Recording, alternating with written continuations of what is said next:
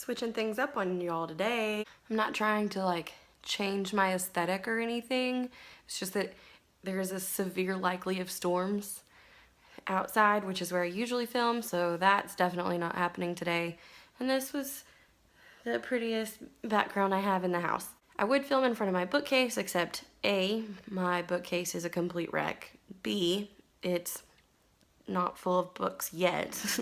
And C, my husband is right next to it playing World of Warcraft this evening, so I'm not gonna fight him over that.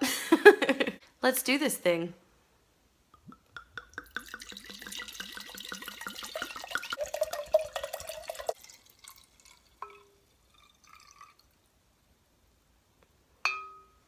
In case y'all thought that I limit myself to moderately priced light beer, I like moderately priced wine as well. So, my glass holds a whole bottle, minus the few sips that I took straight out of the bottle getting ready and setting up.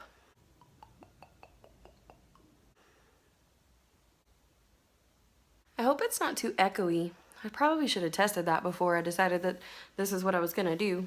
Bear with me. I'm also gonna talk a lot in this episode, so prepare your butts. And by butts, I mean ears, which are kind of like the butts of your head.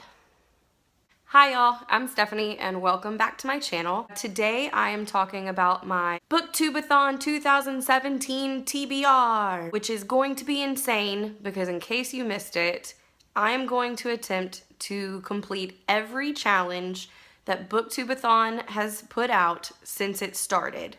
We're talking 5 years of BookTube-A-Thon challenges in 1 week. Can I do it? We gonna learn today. Well, you know, in a week or two anyway. So every year since BookTube-A-Thon has started, the idea is that there are 7 challenges for 7 days. You can stack challenges on single books, and I fully intend to do that because otherwise this would be impossible. The way I'm going to do this video is I'm going to name the book that I'm going to read, and then I will name the challenges that I'm placing with that book. At the end of the video will be the rest of the challenges that I haven't assigned to specific books yet. That'll make sense later, I promise. The first book on my TBR is Vengeance Road by Erin Bowman. The challenges that I'm associating with this book are, from 2013, challenge number 5, read the book that's been on your shelf the longest.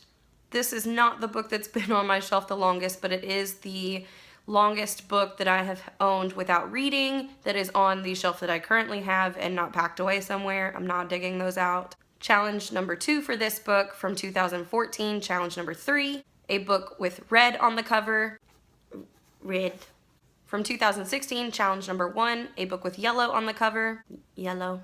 And for 2017, challenge number 6, a book that you bought because of the cover, because I am obsessed with this cover. You're going to notice that I'm going to fudge some of the challenges just a touch. Not so much that I don't think it matches still, but enough to make books work without having to go buy more books specifically for this challenge, and again, to make sure that I don't have such an outstanding number of books that it's going to be impossible for me to accomplish. Line break. Book number 2 on my TBR is Pride and Prejudice by Jane Austen. The challenges I am associating with this book are, from 2013, challenge number 3, reread a book that you've already read. From 2013 again, challenge number 7, read a classic. From 2014, challenge number 6, read and watch a book-to-movie adaptation. So I will read the book and then also watch the movie sometime during the week. From 2015, challenge number 3, read someone else's favorite book. I don't think I know anyone personally that this is their favorite book, but I know those people are out there, so it counts. From 2014, challenge number 5, read a book from a genre that you have read the least this year. I have not read a single classic, and because that's not a thing I do. From 2016, challenge number 5, read a book that's older than you. And from 2016 again, challenge number 6, read and watch a book to movie adaptation. There was the same challenge for 2 years because it went over really well, and I am not mad about it. Book number 3 on my TBR is Eliza and Her Monsters by Francesca Zappia. The challenges for this book are from 2014, challenge number 1, read a book with pictures in it. From 2015, challenge number 1, read a book with blue on the cover. Blue. From 2017, challenge number 1, read a book with people on the cover. The next book, or books, on my list are the Grisha trilogy from Leigh Bardugo. So we have Shadow and Bone, Ruin and Rising, and Siege and Storm. Challenges for these books are, from 2013, challenge number 4, finish a series or trilogy. From 2014, start and finish a series or trilogy. From 2015, challenge number 6, read a book you really want to read. And from 2016, challenge number 4, read a book by one of your favorite authors. In case you have lost count, we are up to 6 books so far.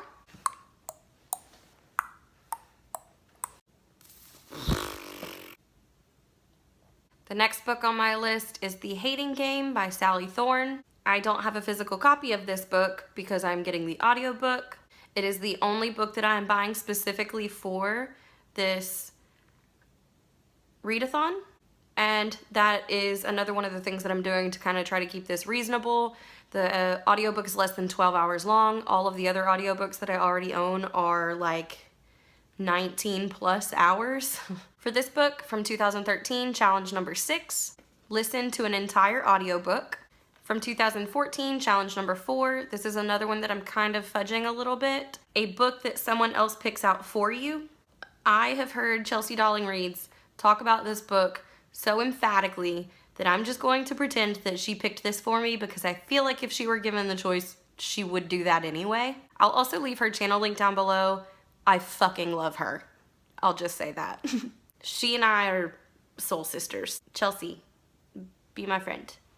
From 2015, challenge number 1. Oh, I just realized that I changed this one from Eliza and Her Monsters to The Hating Game. Read a book with blue on the cover because the cover of this book is entirely blue. From 2016, challenge number 3, read a book you discovered because of BookTube. Again, thank you, Chelsea. And from 2017, challenge number 2, read a hyped book. Now, I've only heard a couple of channels mention this book, but the people that do talk about it are really enthusiastic about it, so totally counts. My expectations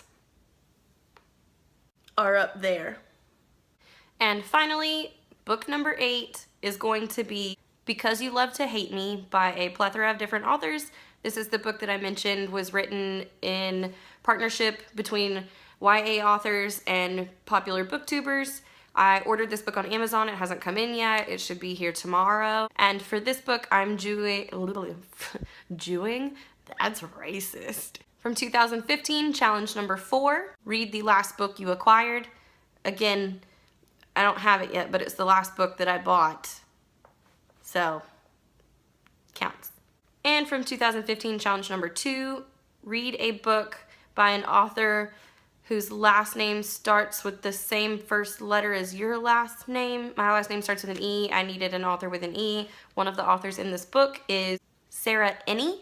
Other various challenges from the years have been from 2015, challenge number 5, read a book without letting it go. From 2016, challenge number 2, read a book only after sunset. From 2017, challenge number 3, read an entire book in one day. From 2017, challenge number 4, read about a character that's different from you, which I feel like could apply to a lot of the books that I've already mentioned. I just didn't pick a specific one for it. From 2017, challenge number 5, read a book entirely outdoors. A lot of these are not going to be hard for me to do. I spend a lot of time sitting outside on the back porch anyway. I read after dark frequently. There are lots of books that I have read the entire thing without putting it down. So I don't think they're going to be complicated challenges. I just, again, didn't assign them to a specific book before I filmed this. And, of course, a challenge that is consistent every single year, that is to read 7 books in the week. I have 8 books on my list. I really hope to be able to get through all 8 of them. So that would be an accomplishment, too. So I have decided to embark on a pretty freaking serious endeavor. It's gonna be really intense.